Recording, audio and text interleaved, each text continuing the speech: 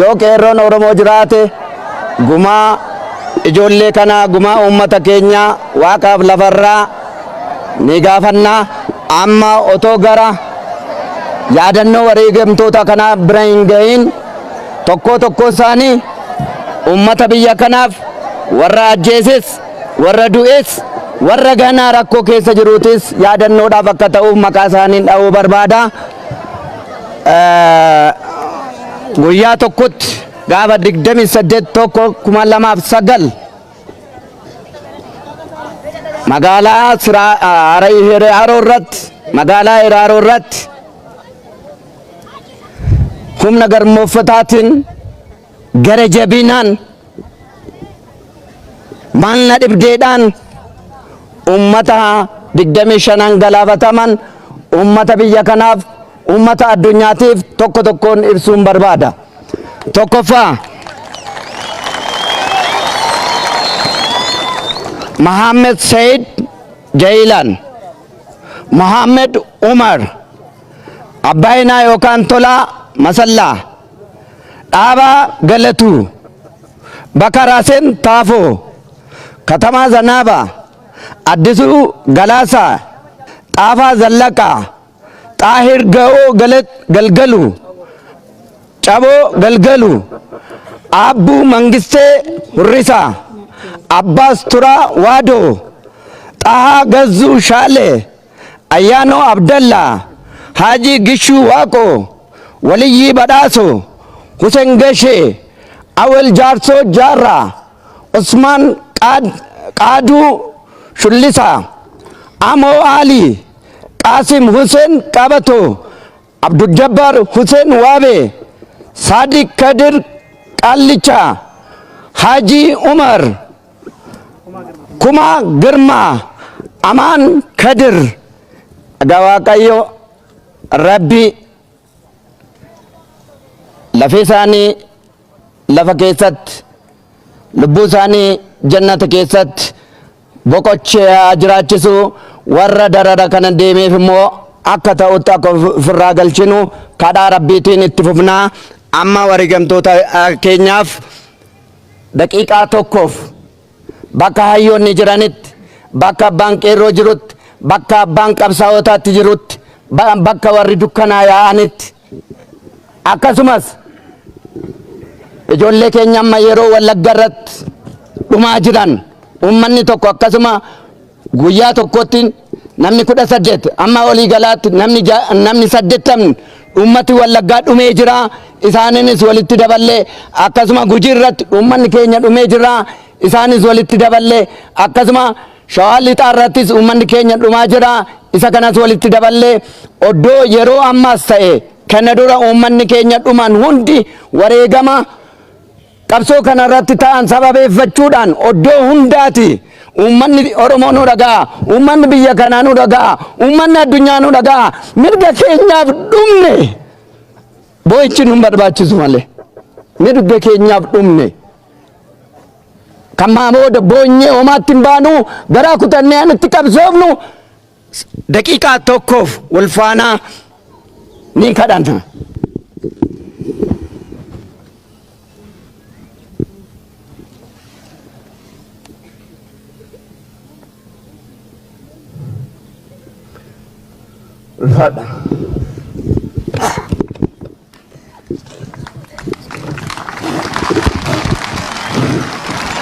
Ulfaadha dararamaa mana hidhaa keessatti baay'ee dararamaa dhimma dhuunfaa isaatiif osoo hin taane dhimma saba ofiitiif waan ta'eef akkasuma amma sagantaan keenya baay'ee gabaabaa waan ta'eef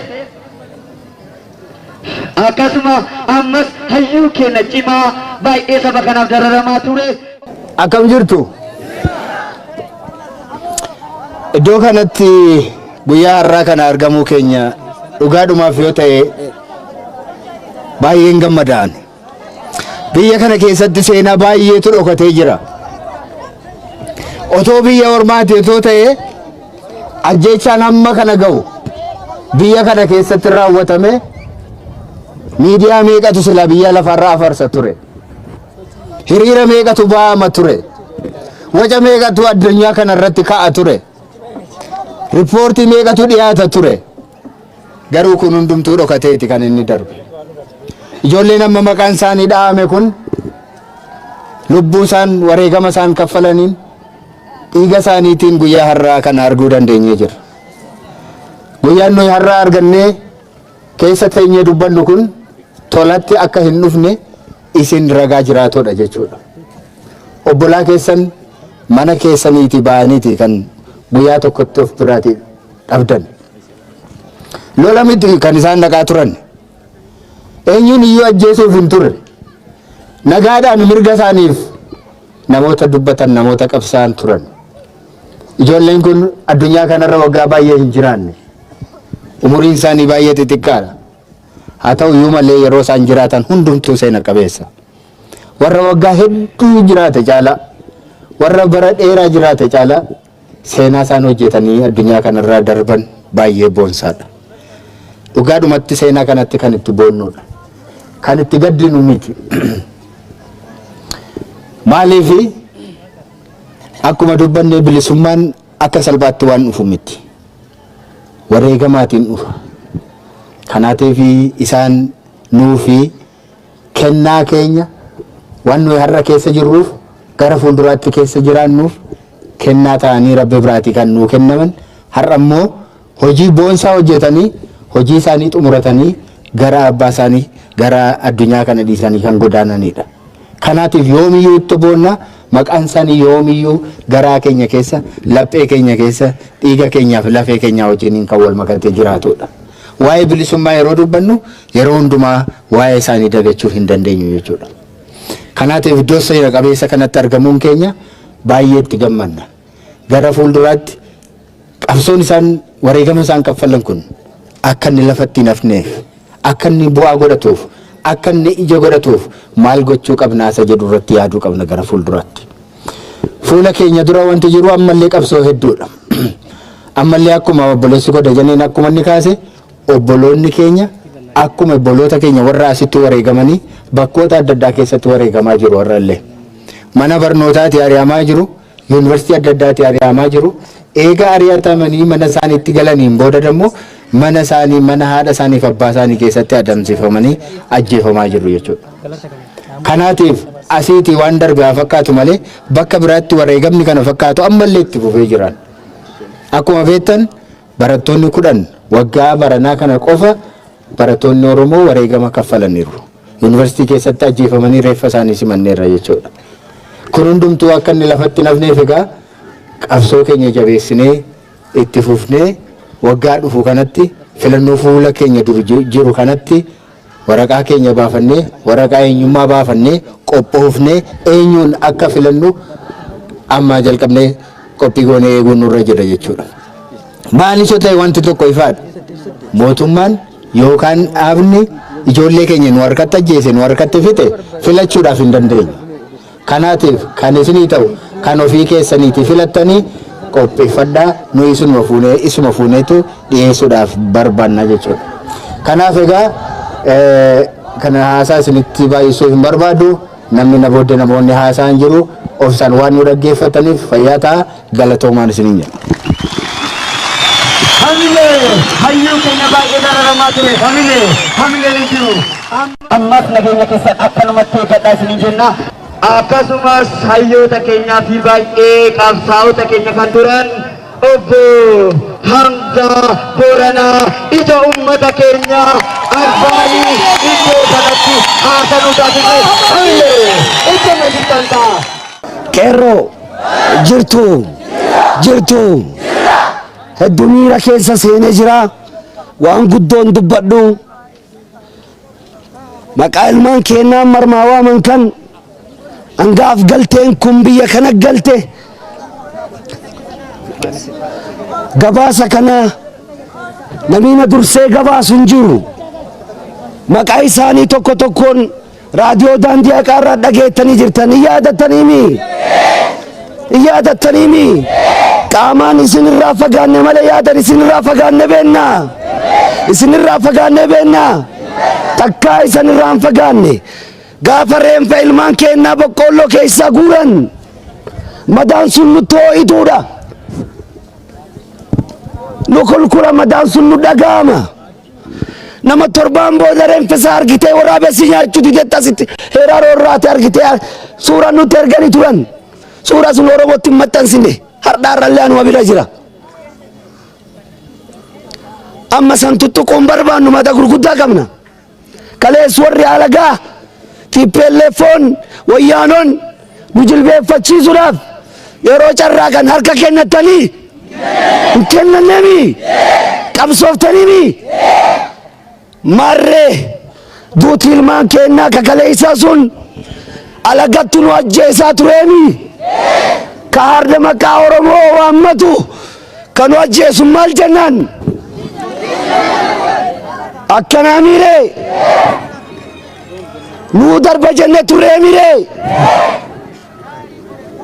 ilmaan Oromoo masara seene jenne mirkaannemi ce'umsi kun milkaa'u jenne obsineemi gorsine nu dhaga'u didan kadhannen nu dhaga'u didan marree ce'umsa kana argitee ka obbo Lammaa Magarsaa markabarraa buuse wayii Oromoo baatee deemuu danda'a obbo Lammaa buusee nu baatee deemuu danda'a hin danda'uumi ilmaan Oromoo Wallaggatti dhumaa jiran sun qaama kennami lafee kennami dhiiga kennami kan ajjeesisa jirullee kennumaami marree mootummaa kenna jaaranna ilmaan kenna maqaan isaanii 25 armaan waamame waan wareegamaniif qaban biyya jaarachuu barbaadan hayyoonni suuraa irratti argitan jeneraal Waaqoo irraa kaasee Nadhii Gammadaa eessa fuutan isa kan beekamne Baqqalaa Dawaanoo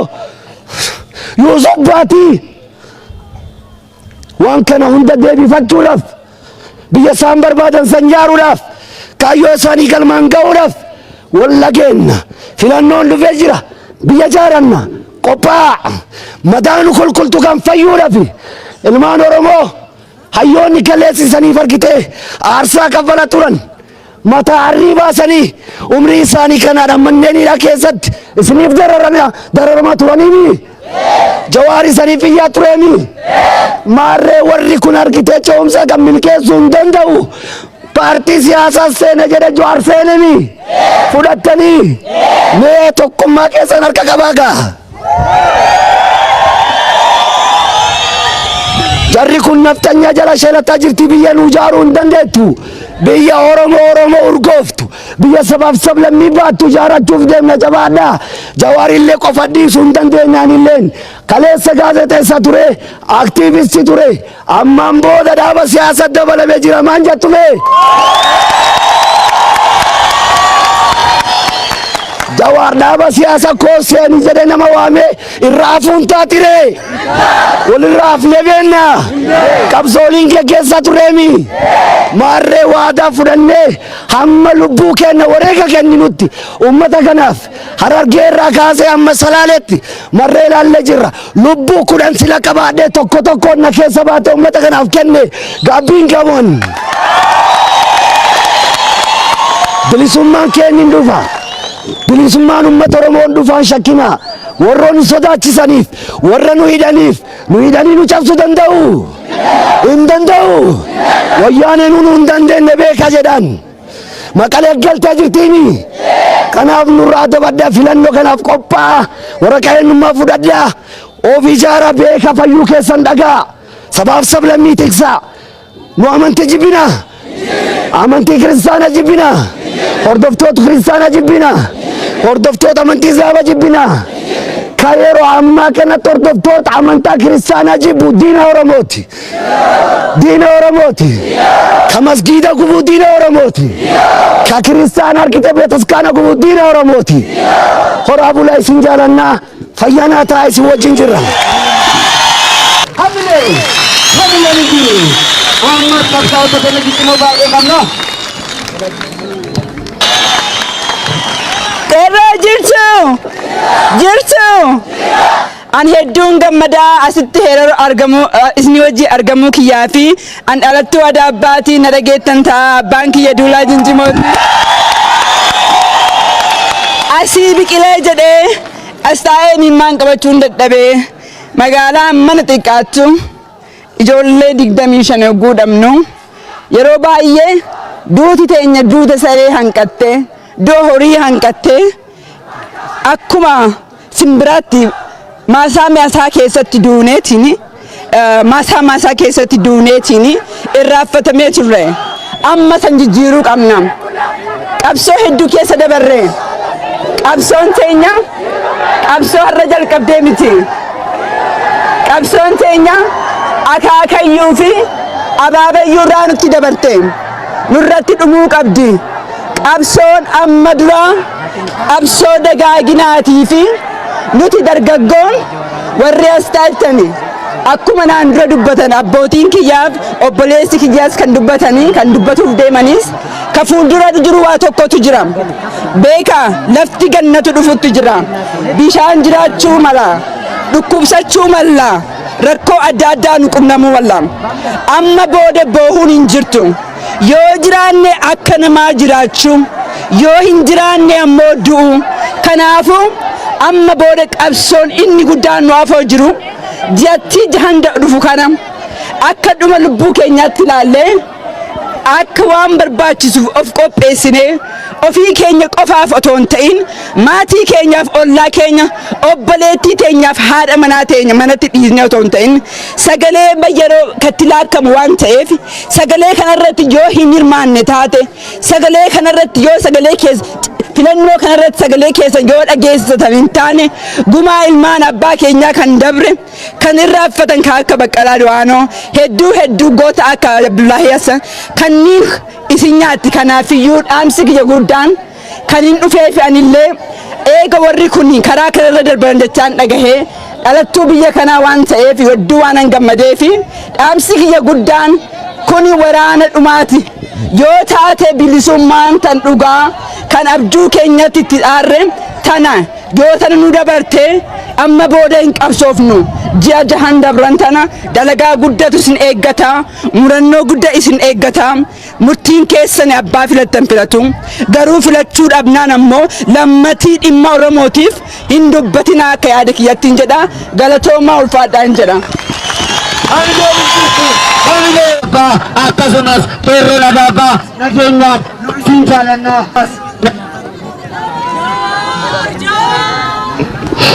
Sagantaa keenya baay'ee ta'uu keenya naamusa keenya eeggannu isiniin jedha.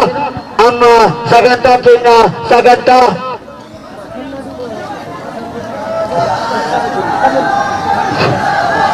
keessummaa yoo nama bira dhuftu kabajaan galchaniimi.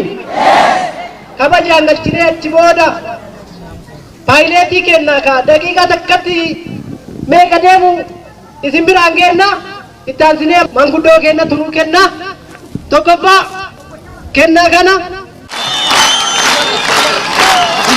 kenna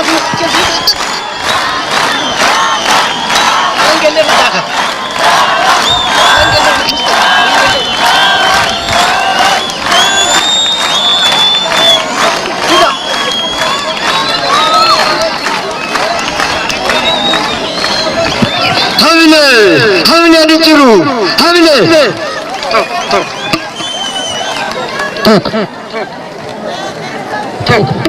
hamile dijiru kerro akkuma jirtan naamusa keessan goota keenyaatti baay'ee jaalatamaa ta'e kennaaf kennamaa marre naamusa keessa jirta kenna goota keenya jaalatamaa hayyuu kenna abbaa qeerroo Jawar Muhammad abbaa qeerroo Jawar Muhammad halam jetti akka aadaa keenyaatti uffata aadaa naannoo artiisti kennameefi abbaa qeerroo hamile jiru hamile naamusa keessan akkuma jirtan dhimu naamusni keessan hamile jiru hamile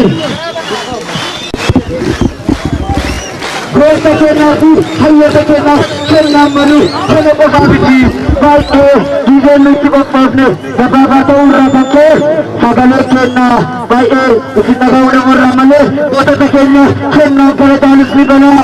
Kanaafuu marree hamilee ni jiru hamilee hayyoota keenya hamilee ni jiru hamilee namun berkesan aku amma isi tadi titi buka ulfaa wayyoma ammas baik itu bersama kenal kuni kenal maju opo bakala kawan opo bakala berbatin di rumah opo bakala berbatin baik hayu baik dalam maturani negara kemati dia marah akan semua ham opo ham kasima hirowa asa buka kakalani amma kenal ni malah bante Ero hangga nano hangga orang aktif ya hamil mikir hamil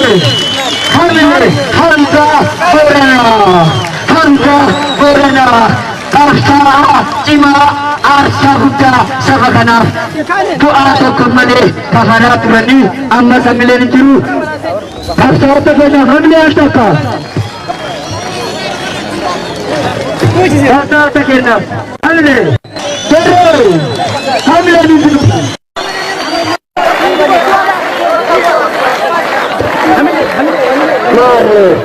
Sagantar Kenya amma gerak mati di Majrawati Tero Man Merwati Tero Man Merwati Elu Merwati Kaka Tawarin Merwati Tawarin Merwati Mare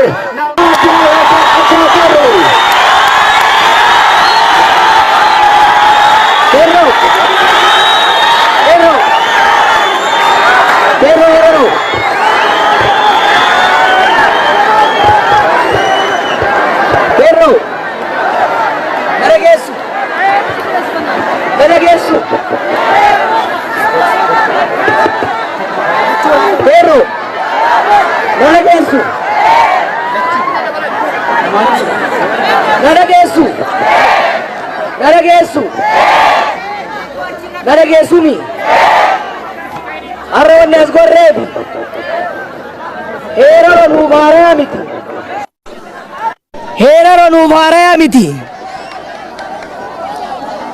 Hero dawatna indufne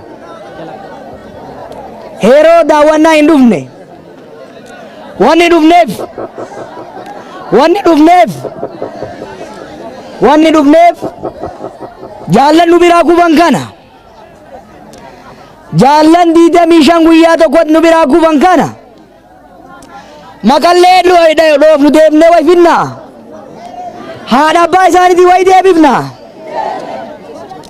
kaanii way nu arganii kaanii way nu galateeffatanii wanni dhufneefi na dhageessumi wanni dhufneefi wal yaadachiisuufi waan isaan qubanii wal yaadachiisuuf ijoolleen kuni obboleeyyan keenya kuni yakkan hojjanne osoo deessanii wareegamne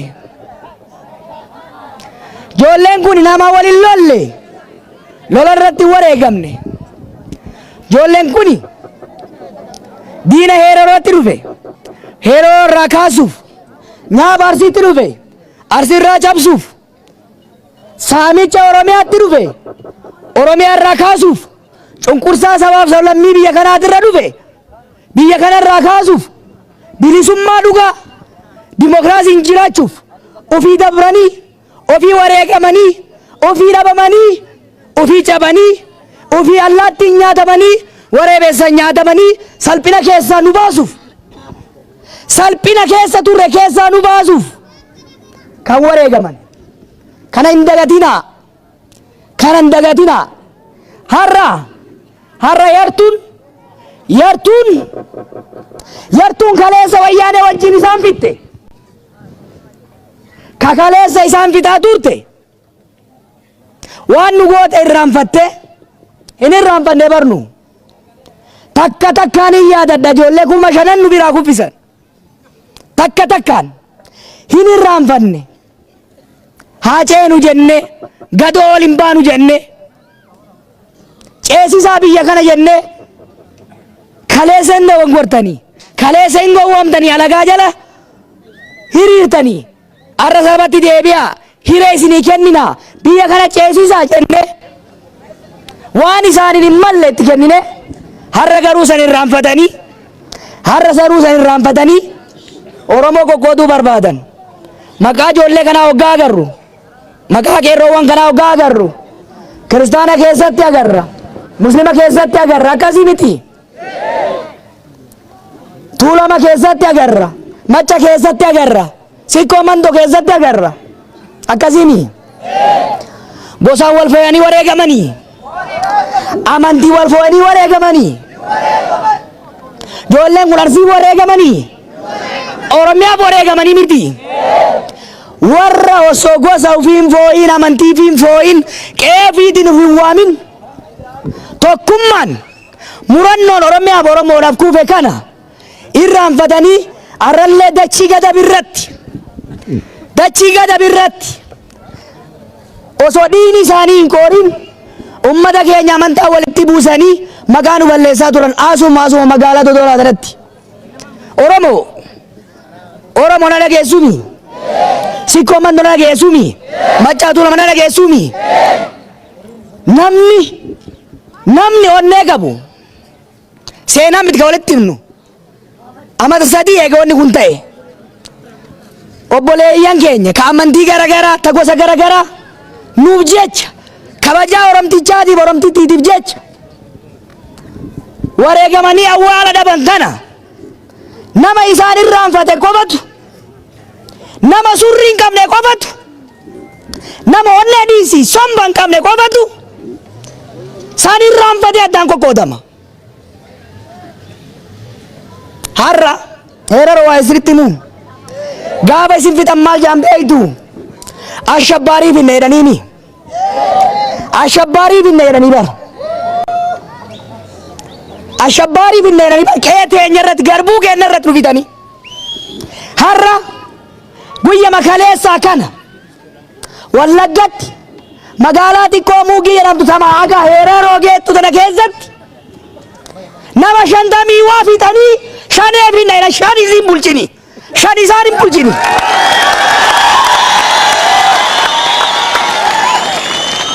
na dhageettumi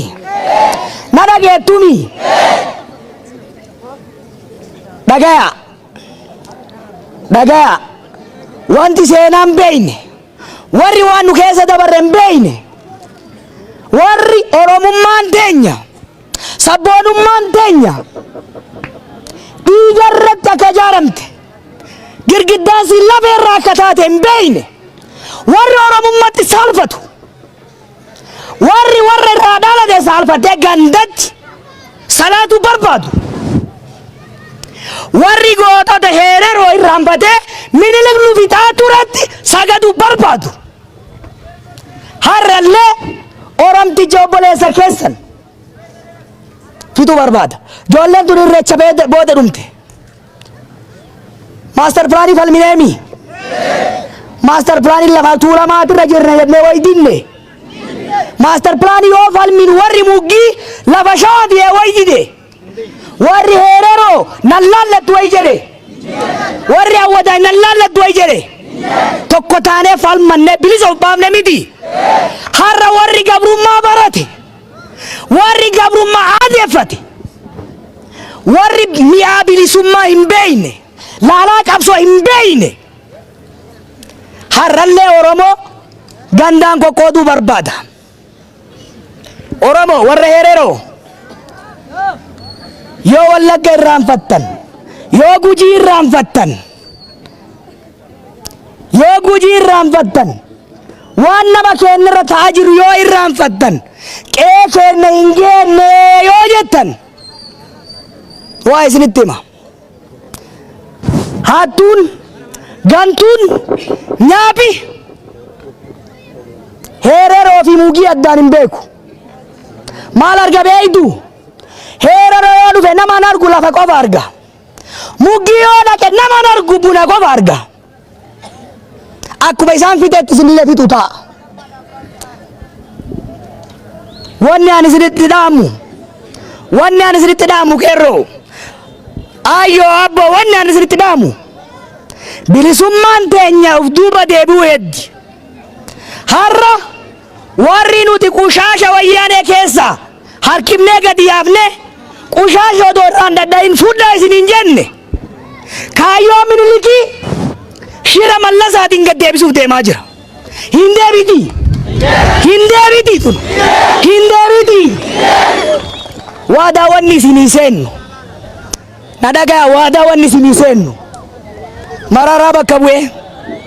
Baqqalaa bakka bu'ee. Dajanee bakka bu'ee. Qabsaa'ota hunda bakka bu'ee. Kaleessa maal jedhan beeytu. Jara kana hin dhaga'ina boru simbiraa dheessanii jedhan. Rabbi nutti beeka. Lafee ijoollee tanaatiin nu dira. Abadan isin hin gannu. Isaan hin irraanfannu. Dachii teessan irratti isin wajjin toltuu fi hamtuu fudhanna. Barbaachisaa taanaan akka Hamzaa jedhetti 10,000 dhaabbatatti dhumna gubanna malee. Ummata keenya, ummata Oromoo, ummata Oromiyaa bira abadan gara tokko hin deemnu, hin sodaannu, hin sodaachifamnu, hin doorsifamnu. Biyya teenya irratti haqa ilmaan keenya biratti kufan, haqa abboonni keenya biratti kufan. Abadan abbaa fedhe ija babaasa malee taankii isaanii sodaanne baankii isaaniitti hin bitamne. Waadaa ijoollee tana abadan dabarsinee hin kenninu. Tuni waadaa ani isinii galuu isin jaa.